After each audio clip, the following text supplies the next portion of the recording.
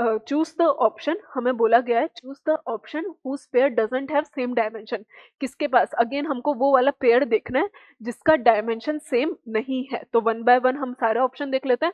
Option number A, अब मैं detail में नहीं सॉल्व करके मैं डायरेक्ट सॉल्व कर दूंगी जिस तरह से। देखो ऑप्शन नंबर ए मुझे गिवन है प्रेशर इनटू वॉल्यूम।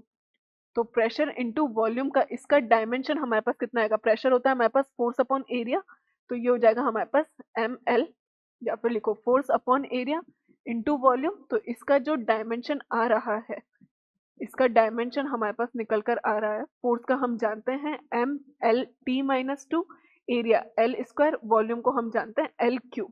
तो इसका जो डायमेंशन हो गया, इसका डायमेंशन हो गया हमारे पास एम एल एल स्क्वायर, तो बचेगा हमारे पास कितना एल स्क्वायर टी की पावर माइनस टू। तो ये ऑप्शन नंबर ए का pressure and volume. Work done का डायमेंशन अभी हमने निकाला था। वर्क डन क्या होता है, बेसिकली एनर्जी होती है। तो एनर्जी का हमारे पास डायमेंशन क्या होता है, एनर्जी का डायमेंशन हमारे पास होता है M L square T minus two. तो दोनों क्वांटिटीज का डायमेंशन सेम है, तो ऑप्शन नंबर ए तो हमारा आंसर सही नहीं होगा। ऑप्शन नंबर बी चेक करते हैं। ऑप्शन नंबर बी में हमें गिवन है,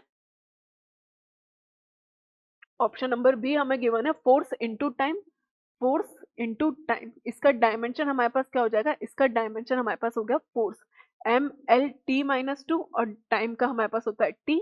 तो डायमेंशन हमारे पास कुल मिलाकर हो गया M L T minus one. तो ये हो गया हमारा फोर्स इनटू टाइम का। इसी तरह से चेंज इन मोमेंटम, अगर आप फॉर्मूला देखो तो एक ही बात है। चेंज इन मोमेंटम भी हमारे पास क्या है, change in momentum is delta P, that is F D T. F delta T बोल दो चाहे एफ डी टी बोल दो, change in momentum delta P DP भी बोल सकते हो आप। तो ये हमारे पास हो गया F dot D T. Again इसका भी डायमेंशन हमारे पास कितना हो जाएगा M L T minus one, same ही बात है। तो हमारे पास ऑप्शन नंबर बी में भी दोनों क्वांटिटीज के डायमेंशन जो है वो सेम है। Option number C, option number C हमें गिवन है kilo calorie, again energy. Kilo calorie is the energy of sorry calorie is the unit of energy, 1 calorie is equal to 4.18 joule हम बोलते हैं। तो इसका डायमेंशन हमारे पास कितना हो जाएगा, एनर्जी लिखी हुई है ये, तो ये एनर्जी है हमारे पास। तो अगेन हमारे पास इसका डायमेंशन हो गया है M L square T minus two. Again joule, joule again वही बात है, जूल इज, इसका भी डायमेंशन क्या होता है M L square T minus two. तो ऑप्शन नंबर सी भी हमारा करेक्ट ऑप्शन नहीं है, दोनों का डायमेंशन सेम हो गया है। ऑप्शन नंबर डी चेक करते हैं। देखो हमारे पास जो है एंगल, अगर मैं एंगल की बात करूं थीटा, तो थीटा हमारे पास होता है आर्क अपॉन रेडियस। तो ये डायमेंशन लेस है, ये क्वांटिटी कैसी है हमारे पास डायमेंशन लेस।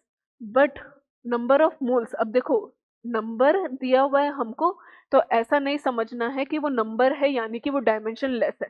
हमने 7 फंडामेंटल क्वांटिटीज पढ़े थे, mass, length, time, temperature, current, intensity, luminous intensity and number of moles. तो हमारे पास नंबर ऑफ मोल्स क्या है, हमारे पास एक फंडामेंटल यूनिट है जिसका खुद का डायमेंशन हमने बोला था नंबर ऑफ मोल्स का। इसका डायमेंशन हमारे पास क्या होता है एम ओ एल, जिसको हम इस तरह से लिखते हैं एम ओ एल। तो हमारे पास दोनों जो है डायमेंशन लेस नहीं है, नंबर से कंफ्यूज नहीं होना है।